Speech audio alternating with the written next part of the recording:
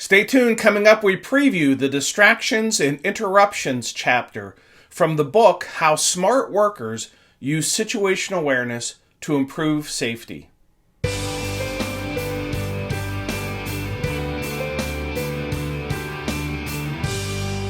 Hello and welcome to the Situational Awareness Matters show, episode 368. I'm your host, Rich Gassaway. The purpose of this show is to improve situational awareness and decision-making for individuals and teams who work in high-risk, high-consequence, time-compressed environments with changing conditions. The SA Matters mission is simple. We want to help you see the bad things coming in time to prevent bad outcomes. Today's feature segment is sponsored by Gassaway Virtual Training. There are 33 online programs for you to choose from. Some of the programs are live events presented virtually, and some of them are pre-recorded programs. To learn more, visit samatters.com website and click on the Virtual Training tab. Okay, let's jump into today's feature segment as we preview the Distractions and Interruptions chapter from the book, How Smart Workers Use Situational Awareness to Improve Safety.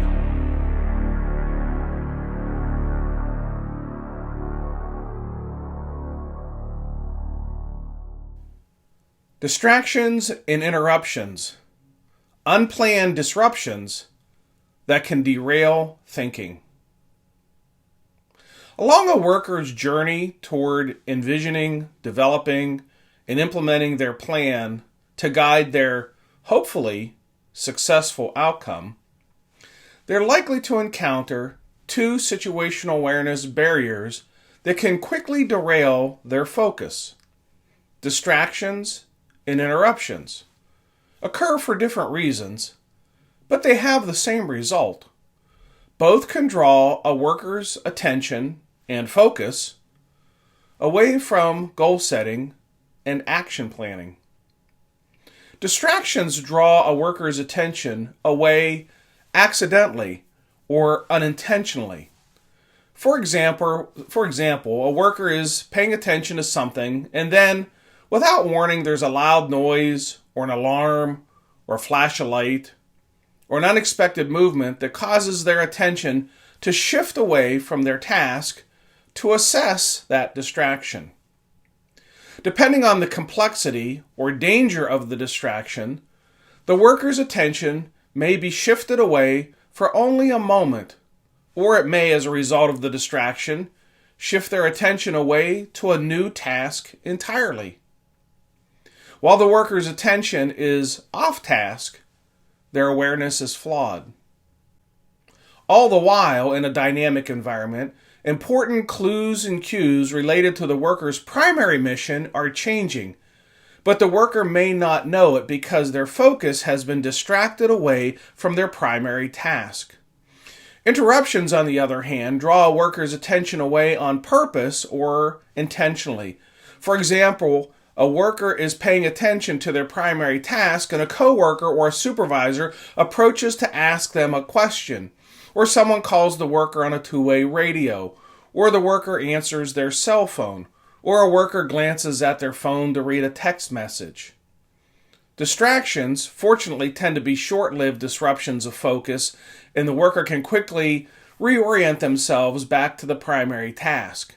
Interruptions, however, can last much longer because a worker's attention was shifted intentionally by another person. The more a worker engages in a conversation requiring critical thinking, the more likely the worker is to lose track of time and to forget information related to their primary task. A worker may even forget to come back to the primary task following a lengthy interruption. Be inquisitive. Predicting future outcomes is improved when a worker is able to think ahead of where they are at the moment. The ability to think ahead can be improved by adopting an inquisitive mindset, one that forces the worker to think about the possibility of bad outcomes that may lay on the horizon. For example, Workers can sometimes find themselves in unexpected situations quickly. One way to help improve outcomes is to anticipate the potential of such situations in advance. One of the best questions a worker can ask themselves to force their thinking into the future and to help them anticipate unexpected outcomes is, what bad outcomes might result if I don't do anything but watch it happen? The decision to take no action, in other words, not to intervene, should always be one of the worker's tactical options to consider. As a worker thinks about future events, they're trying to determine if a bad outcome were on the horizon, could the worker stop it from happening, or should they flee or take a position of safety? It's the equivalent of raising the human fight or flight response decision-making to a conscious level. If a worker pauses and mentally looks into the future using their mind's eye, they can see a bad outcome that they might not be able to prevent or stop. The worker should then not engage in an aggressive action to correct the problem, for if they do, it will most certainly result in a casualty. While helping the workers in a factory, I had the opportunity to learn in depth about a critical incident where one of the workers was severely burned. The worker was on his inspection rounds when it happened.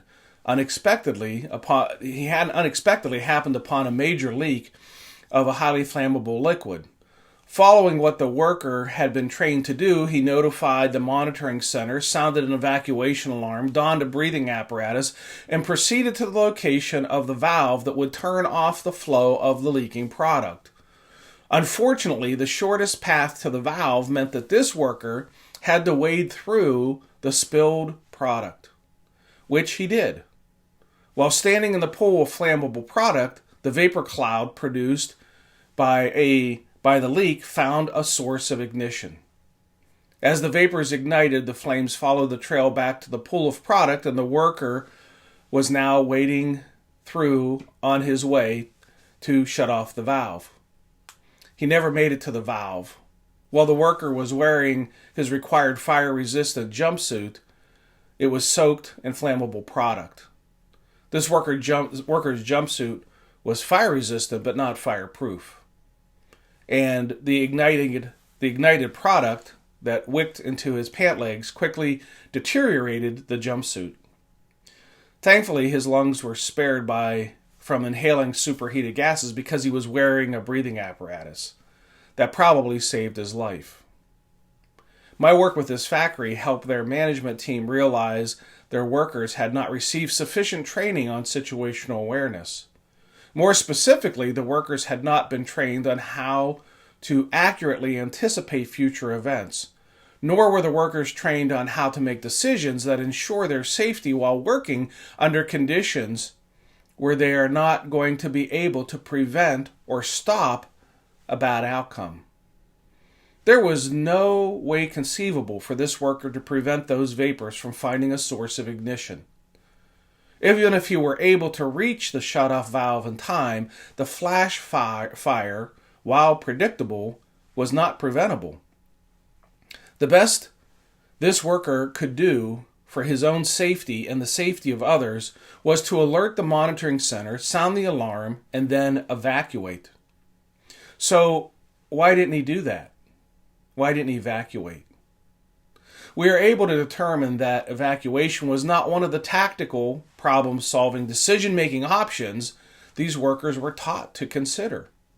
And perhaps even more importantly, it was not one of the tactical options they practiced during training. Along the way, these workers were given scenarios where they discuss verbally evacuation options. However, and this is an important distinction, the workers never actually physically practiced scenarios where they evacuated. All of their hands-on training evolutions involved learning and practicing controlling or stopping the leak. In every hands-on training scenario, the workers move their bodies toward the problem, toward stopping the leak. During practice evolutions, the workers never move their bodies away from the problem. In other words, to evacuate. This is an important distinction. So important, in fact, that I feel the need to pause and explain how a worker's brain learns during training. Cognitive and kinesthetic learning. There are two forms of learning workers engage in. The first is cognitive learning. This is how workers learn the what, the why, and the when about the tasks that they perform. Most often, cognitive lessons are taught in a classroom, or by video, or by reading, or by instruction from a teacher. The second form of learning is kinesthetic learning. This learning occurs during the hands-on training.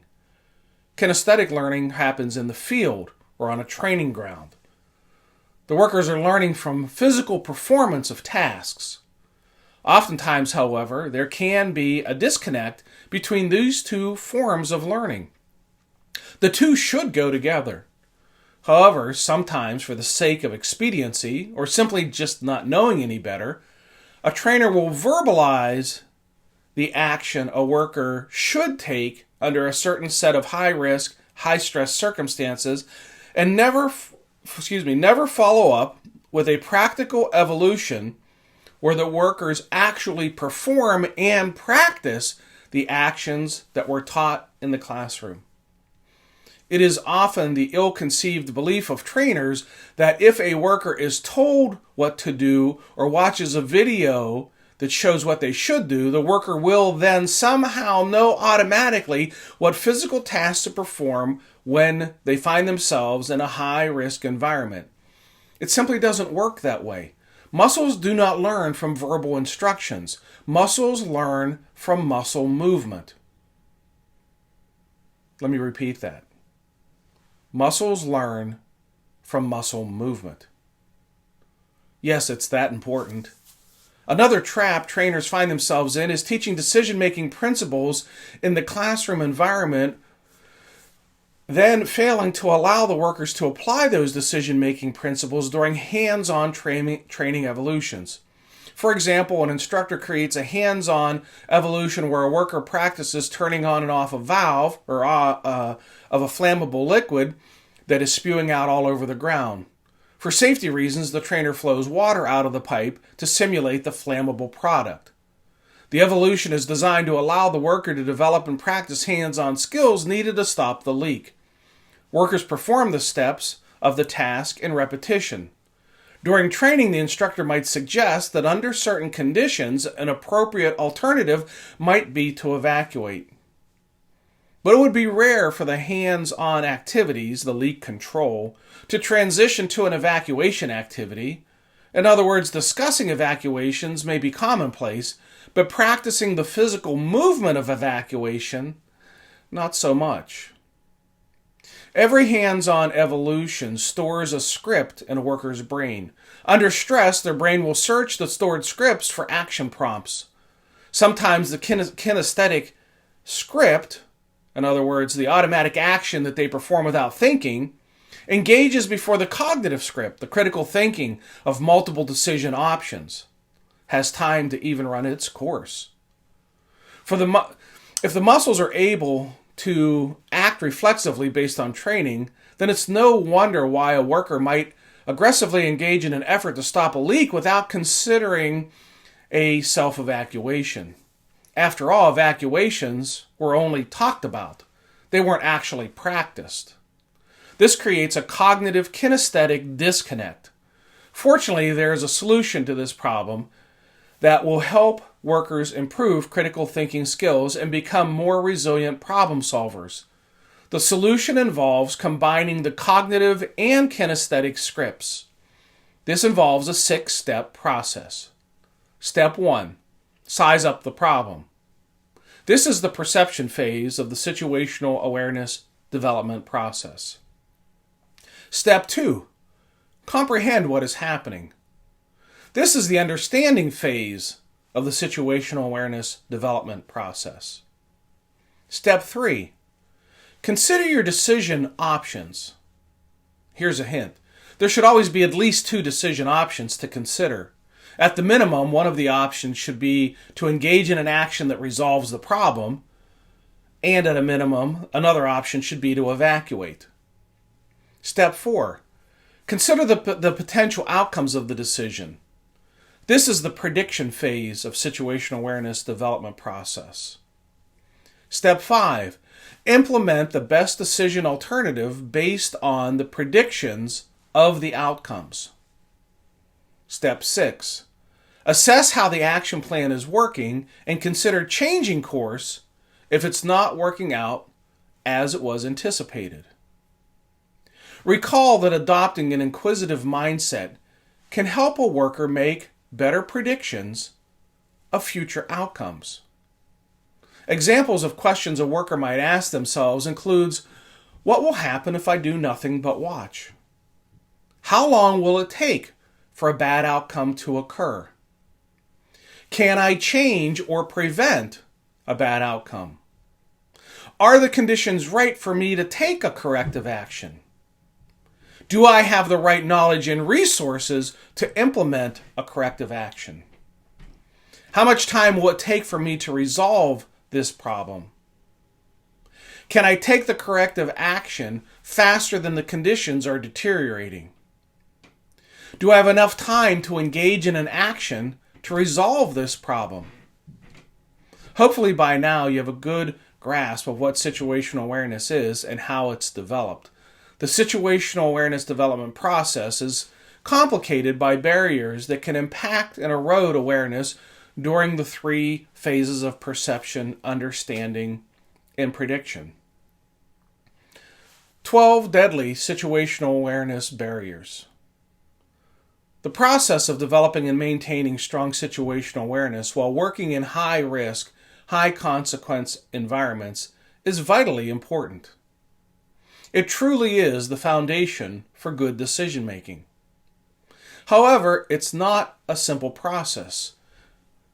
Telling a worker to pay attention does nothing if the worker doesn't understand how to pay attention, what to pay attention to, the meaning of what they're paying attention to, how the information matches or does not match their expectations, how to predict outcomes based on what they are paying attention to, and most importantly, how to make good decisions in the moment. Situational awareness barriers can quickly and unexpectedly impact a worker's ability to perceive and understand and predict outcomes. And this book is focused on the 12 most prevalent situational awareness barriers. Since the start of the pandemic, I've had an amazing opportunity to present my programs to virtual platforms ranging from 6 to 400, with recorded playbacks now being viewed more than 26,000 times. Here's hoping that vaccinations reduce the number of cases and return us back to some form of normalcy. It's happening. It's happening now. I'm starting to do live programs again, and I couldn't be more excited for that. Here's what's coming up. On April 18th, I'll be presenting a virtual program titled Training for Failure for the Alberta Fire Training Officers Association. April 22nd, I'll be presenting a situational awareness program for Mid-South Electric Co-op.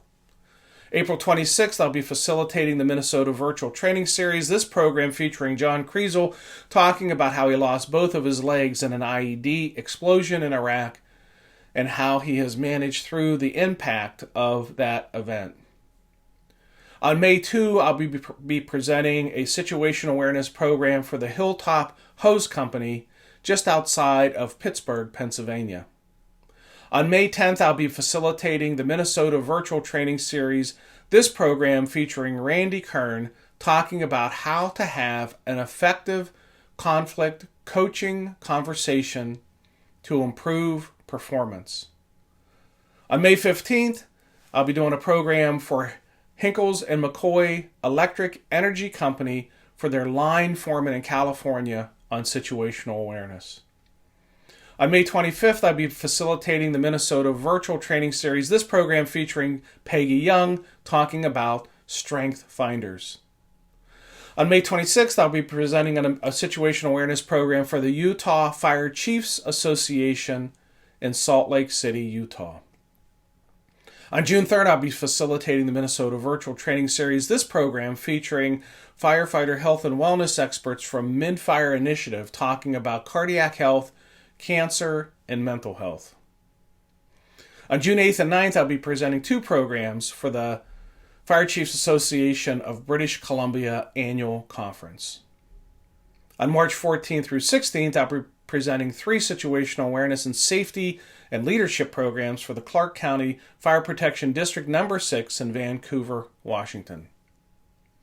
Thank you to the organizations that have allowed me to offer your members virtual training, and a special thanks to the agencies that are now rescheduling their postponed programs for 2020. From 2020. If you're interested in hosting a virtual program or a live event, just click on the Contact Us tab at the top of the SAMatters.com homepage, and I'll give you a call. Finally, remember to check out our show notes for how to subscribe to our newsletter and how to follow us on social media. There we share ideas about how to improve situational awareness, how to make better decisions under stress, and how to improve the skills of critical thinking and resilient problem solving. Well, that's it. Episode 368 of the Situational Awareness Matters show is complete. Thank you to our viewers and listeners for sharing some of your valuable time with me today. I really appreciate your support of the SA Matters mission. Be safe out there, and may the peace of the Lord and strong situational awareness be with you always. You've been listening to the Situational Awareness Matters show with Dr. Richard Gasaway. If you're interested in learning more about situational awareness, human factors, and decision-making under stress, visit his website, samatters.com. If you're interested in booking Dr. Gasaway for a program, or if you would like to be a guest on his show, click the Contact Us tab at the top of the homepage.